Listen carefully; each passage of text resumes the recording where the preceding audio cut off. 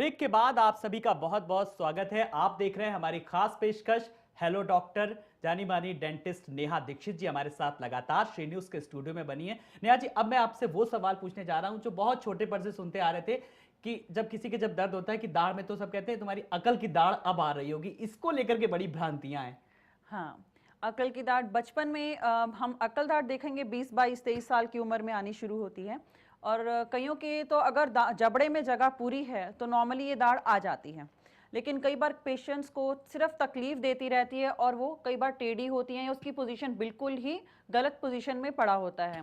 तो वो क्या करता है, दूसरे दांत को दर्द देता है, उसके ऊपर की जो परत होती है मसूड़े की वो सूज जाती है, उसमें इन्फेक्शन हो जाता है, तो सिर्फ तकलीफ देता है। हमें बड़े एक्सरे से या छोटे वाले एक्सरे से देख लेना चाहिए। अगर उसकी पोजीशन सही आ रही है तो हमें उसको टाइम देना चाहिए। अगर पोजीशन सही नहीं है तो वो सिर्फ तंग करेगा, उसको एक सर्जन से निकलवा लेना चाहिए।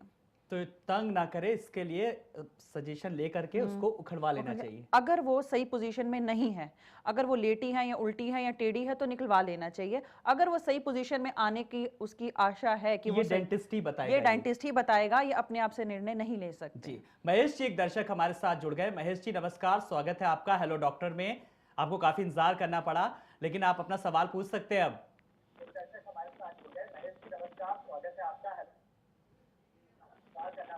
जी सर। जी महेश जी, टीवी का वॉल्यूम कम कर दीजिए। आप राजस्थान से बोल रहे हैं, कहाँ से बोल रहे हैं राजस्थान में? जी राजस्थान में सर, मैं बकानी के पास एक छोटा सा गांव है मोलचापुर। चलिए जल्दी से अपना सवाल पूछ लीजिए। जी, बकानी के पास एक मोलचापुर गांव है छोटा सा। जी जी, आपका सवाल क्या है महेश जी? जी, मैं बताना चाहूंगा सर कि जर्दा खाने से हल्के से धब्बे पड़ गए दांत में, तो ये ठीक कैसे होगा? जी चलिए, महेश जी का सवाल मुझे लगता है कि उन्होंने कुछ बताया कि धब्बे पड़ गए हैं और इस तरीके से, मतलब वही सफाई से ही संबंधित था सर। जर्दा खाने से जैसे कि मैंने पहले बताया, जर्दा खाने से जो स्टेन्स हैं थोड़े पक्के हो जाते हैं, तो वो अगर वो रेगुलर टाइम पे सफाई नहीं करा रहे तो वो थोड़े ज्यादा स्ट्रांग हो जाते हैं और उसका रंग भी डार्क होता जाता है। तो पुराने स्टेन्स एकदम से नहीं निकाले जा सकते, धीरे धीरे उसको सफाई करके जर्दा पहले निकाला जाता है, साफ किया जाता है और पेशेंट को इंस्ट्रक्शन दी जाती है कि और जर्दा ना खाएं। अगर वो रोकथाम करेंगे तभी इलाज कामयाब रहेगा। अगर वो उसको कंटिन्यू कर रहा है तो कोई भी सफाई या ट्रीटमेंट कामयाब नहीं रहेगा। दूसरी चीज़ है, बिल्कुल अपने स्टेन्स हटाने हैं तो आपको ब्लीचिंग भी करानी पड़ सकती है अगर स्टेन्स बहुत ज़्यादा पुराने हो चुके हैं। जी, अनिल जी हमारे साथ एक दर्शक जुड़ गए हैं। अनिल जी नमस्कार, स्वागत है आपका। आप अपना सवाल पूछ सकते हैं। हेलो मैडम जी। जी जी, आप डॉक्टर साहब आपके साथ हैं, आप सवाल पूछ सकते हैं जी। हेलो मैडम जी।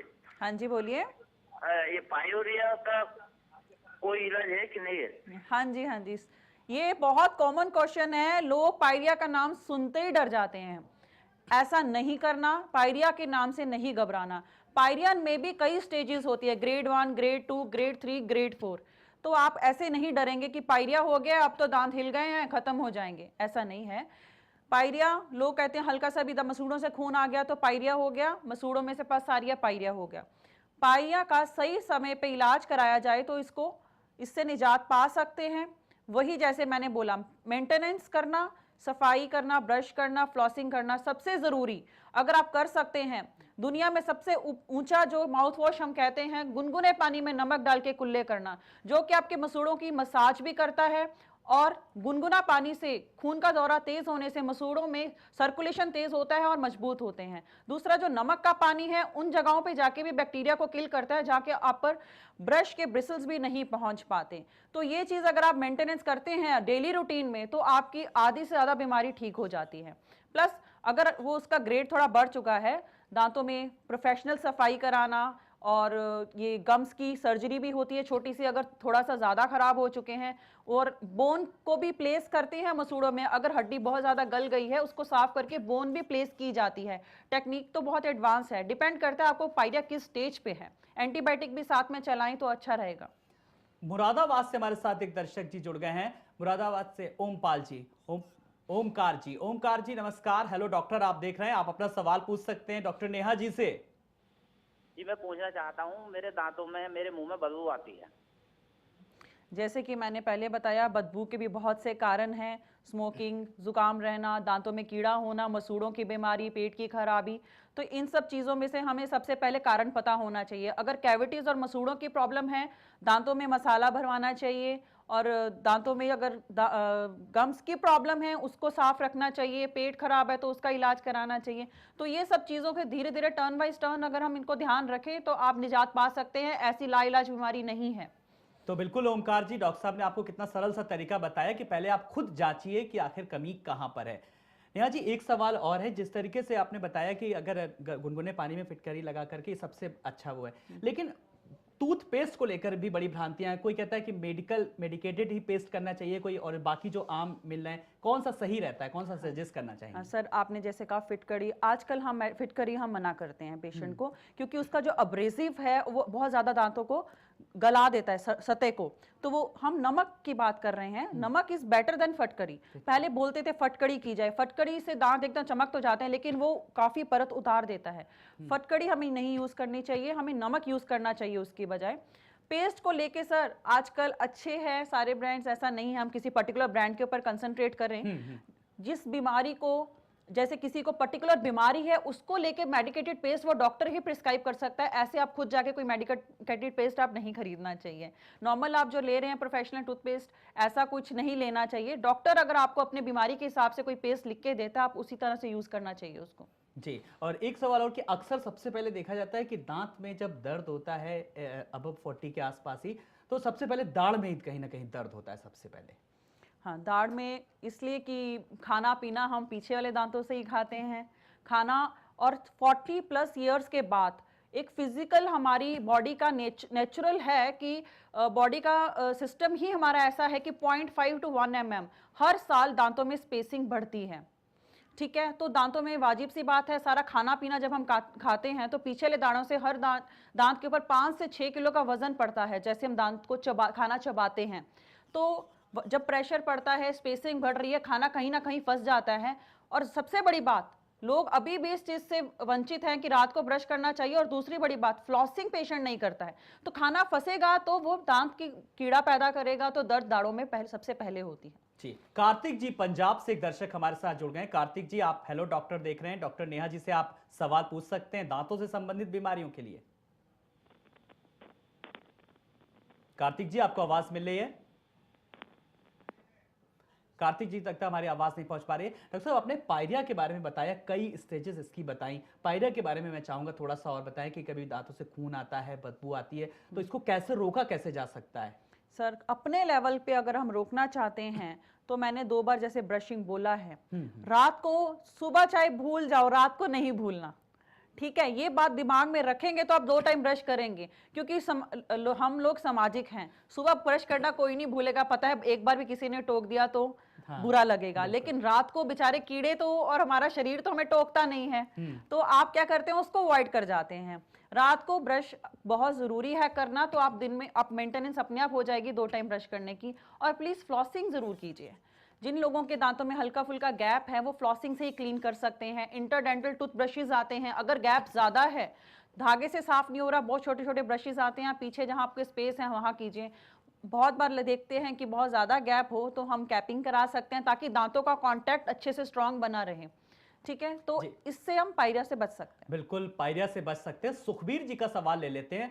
सुखबीर जी, स्वागत है आपका क्या सवाल है? हेलो जी सुखबीर जी, नमस्कार। आपने हेलो डॉक्टर में फोन मिलाया है, आप डॉक्टर नेहा से सवाल पूछ सकते हैं। नमस्कार सर। जी, आपने सवाल पूछें। सर, मेरी बात की सर, दाढ़ टूट गई है सर, आधी, और आधी सर दाढ़ रह गई है उसमें, लेकिन दर्द होता रहता है सर। दाढ़ टूट गई और दर्द होता रहता है। जी सुखबीर जी, डॉक्टर नेहा आपके सवाल का जवाब दे रही हैं। सुखबीर जी, आप देखेंगे अगर आपका दांत आधा टूट गया है, सबसे पहले आप डेंटिस्ट को दिखाएंगे तो वो आपका एक एक्सरे लेंगे, उसमें पता चलेगा। अगर तो जड़ अंदर से नहीं टूटी है तो हम इस बार दांत को बचा सकते हैं। ठीक है, दांत को साफ करके उसकी रूट कैनाल करके अगर क्राउन स्ट्रक्चर आधा टूट भी गया तो घबराने की बात नहीं। अगर जड़ ठीक है तो हम उस दांत की आरसीटी करके पोस्ट एंड कोर जिसको कहते हैं पिन रिटेन्ड रेस्टोरेशन होता है, उससे हम फिलिंग करके हम उसमें कैपिंग करके दांत को बचाया जा सकता है। उसके लिए इमीडिएटली आप अपने डेंटिस्ट को दिखाइए। जी, कार्तिक जी गाजियाबाद से एक दर्शक जुड़ गए हैं। कार्तिक जी स्वागत है आपका, आप गाजियाबाद से बोल रहे हैं, सवाल पूछ सकते हैं आप। हाँ जी सर, ये हमारा दांत जो है ना हिल रहा है थोड़ा सा और दर्द हो रहा है। दांत हिल रहा है और दर्द हो रहा है। जी, आपका जवाब डॉक्टर नेहा जी देंगी अब। जी हाँ जी, जैसे कि इन्होंने बोला हिल रहा है दांत, हो सकता है उसमें पस हो, इन्फेक्शन बढ़ रही हो। पस में क्या होता है कि काफ़ी एरिया जो पस से भर जाता है, एक कुशन की तरह हो जाता है दांत के अराउंड, तो दांत ऐसे लगता है कि हिल रहा है। पेशेंट को देखने के बाद ही पता चलेगा एक्चुअल वजह क्या है हिलने की, और ज़रूरी नहीं कि हिल रहा है तो निकाला ही जाएगा। उसको कंट्रोल करके जैसे ही हिलना बंद होगा सफाई और एंटीबायोटिक से उसको बचाया भी जा सकता है। ऐसा नहीं है कि हिल रहा है तो दांत निकालना ही पड़ेगा। इमीडिएटली डॉक्टर को दिखाइए प्लीज। जी डॉक्टर साहब, एक ब्रशिंग का भी एक बहुत अच्छे से तरीका भी होता है, कितनी एंगल पे होना चाहिए, कई बार ऐसे कहते हैं, वो कैसे एंगल कौन कौन से बहुत से लोग क्या करते हैं, मैंने बहुत सारे देखा है पेशेंट दांत को रगड़ देते हैं, ठीक है, और इतना या तो उनका फोर्स बहुत ज्यादा होता है हाथ का, या ब्रश बहुत हार्ड होता है, या वो ब्रश को रगड़ते जाते हैं और 1-1.5 मिनट से ज्यादा ब्रश करते हैं तो भी दांत सड़ जाते हैं, बिल्कुल ऊपर की सतह उड़ जाती है। दांत आपने देखा है सबसे हार्डेस्ट सब्सटेंस है, तो क्या है अगर आप ब्रशिंग करते हैं एक तो 45 डिग्री एंगल पे वर्टिकल डायरेक्शन में करते हैं, और इतना सॉफ्ट और जेंटल आपका हैंड होना चाहिए, जितना फेस पे क्रीम लगाते हैं जितना जेंटली उतना ही जेंटली करिए। जो पेशेंट 2 बार दिन में ब्रश कर रहा है, रोटी इतनी सख्त नहीं होती, कोई भी सब्जी या खाना इतना सख्त नहीं होता कि ब्रश को बहुत जोर से रगड़ना पड़े, 2 बार ब्रश कर रहे हैं तो आप आराम से सॉफ्ट हैंडली ब्रश कीजिए, आपका खाना वाना सब साफ रहेगा और दांतों को रगड़ने की जरूरत नहीं है, सिर्फ हमें खाना निकालना है। जी, दिल्ली के शाहदरा से संजय जी हमारे साथ जुड़ गए हैं। संजय जी स्वागत है हेलो डॉक्टर में, डॉक्टर से आप सवाल पूछ सकते हैं। संजय जी हेलो जी, संजय जी स्वागत है आपका, आप सवाल पूछ सकते हैं। हाँ सर, मेरे दांत के नीचे एक काले दाग है पीले कलर के। जी, तो आप क्या चाहते हैं, किस तरीके का ट्रीटमेंट चाहते हैं? वो कौन सी पेस्ट यूज करने की वो दांत जा सकते हैं दाग नीचे से? पेस्ट तो हम नहीं कहेंगे। सबसे पहले तो आपको दिखाना चाहिए कि ये दाग किस चीज़ के हैं, ठीक है। अगर ये दाग चाय कॉफ़ी स्टेन्स या इस तरह नॉर्मल हैं तो सफाई करने से, या हल्दी के स्टेन्स हैं, कॉफ़ी के स्टेन्स हैं तो सफाई करने से ठीक हो सकते हैं।